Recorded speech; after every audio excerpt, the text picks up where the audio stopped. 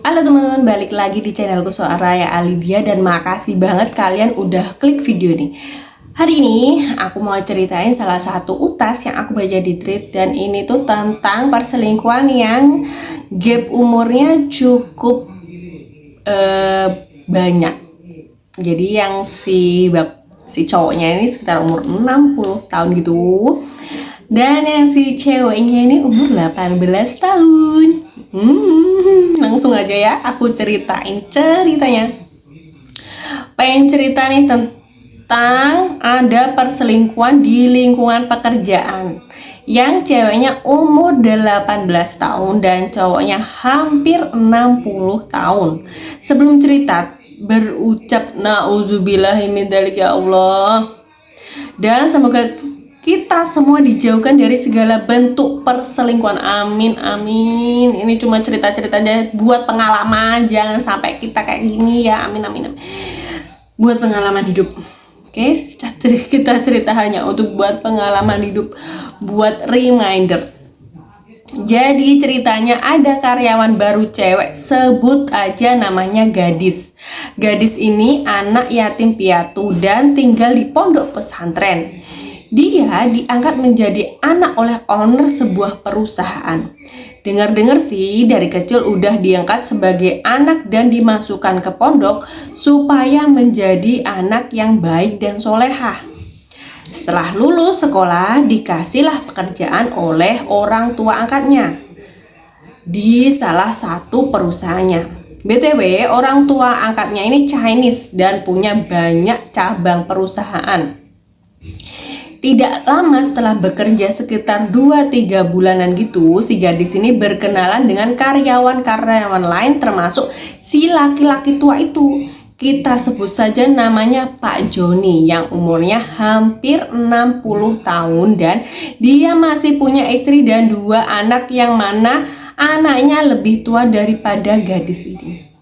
Hello, kamu tuh udah dikasih kerjaan yang cukup oke. Kenapa sih pakai aneh-aneh? Lanjut ya. BTW, orang tua angkat ini nggak tahu ya kalau si gadis ini berpacaran sama Pak Joni. Dan karyawan juga tidak ada yang memberitahu.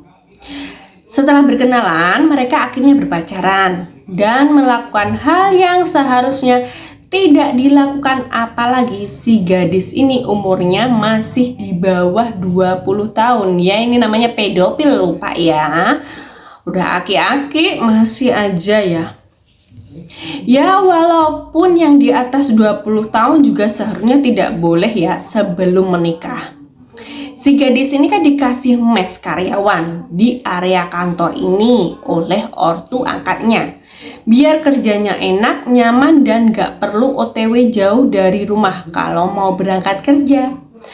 Tapi ternyata hal itu malah dimanfaatkan oleh si gadis ini agar bisa berhubungan badan sama si Pak Joni ini. Sumpah ini definisi kamu itu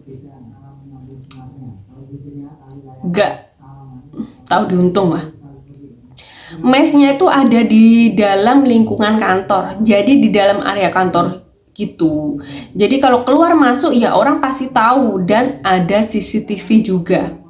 Awalnya karyawan lain pada nggak sadar kalau ternyata mereka sering berhubungan badan di mes. Bahkan di area-area yang sepi juga mereka pakai untuk di rooftop, di gudang, mungkin bisa jadi di ruang kerja si Pak Joni. Oh my god, gak ada yang tahu pasti, tapi mereka sering kepergok keluar dari ruangan kosong. Sumpah, bikin sesek di dada. Singkat cerita, setelah beberapa bulan berhubungan, jatuhlah si Pak Joni ini sakit. Infonya kena stroke ringan dan dibawa ke rumah sakit. Mampus nggak lo?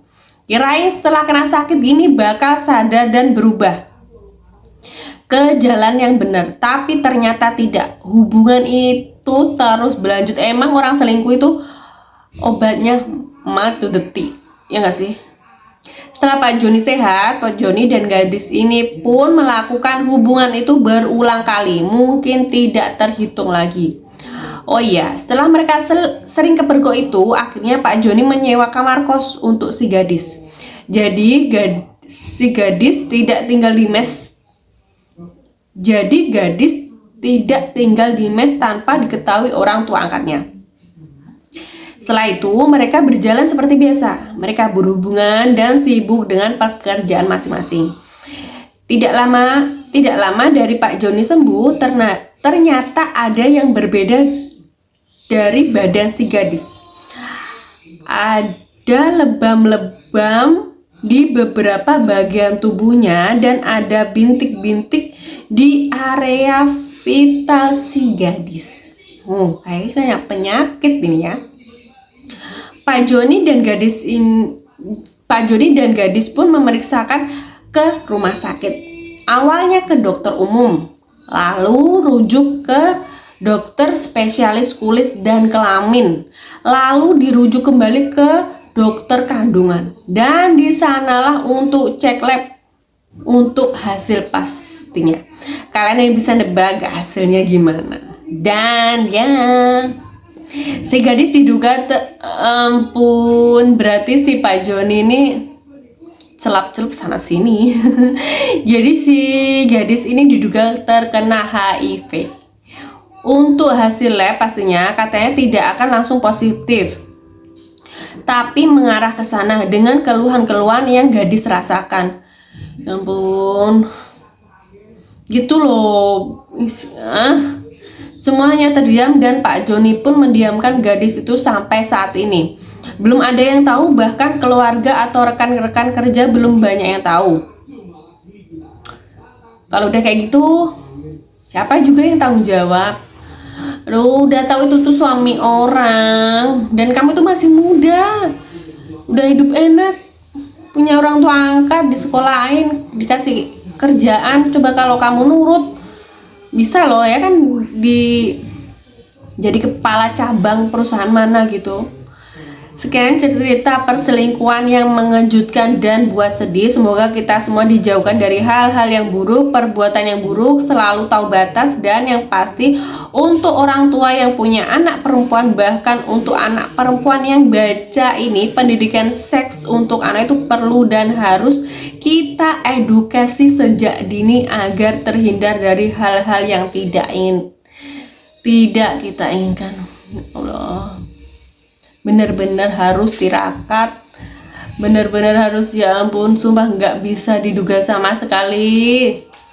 Ada aja kalau nggak sama suami orang, sama ada, ya ampun. Pokoknya cerita-cerita dari aku buat pelajaran hidup ya teman-teman. Jangan sampai kita juga seperti itu. Ya ampun. Udah sampai sini dulu video aku. Makasih banget kalian udah nonton sampai habis. Dan buat kalian yang punya cerita, bisa banget kirim ke WhatsApp aku atau ke email aku ya. Aku tunggu pesan dari kalian. Dan makasih banget. Sampai jumpa di video selanjutnya dan bye-bye.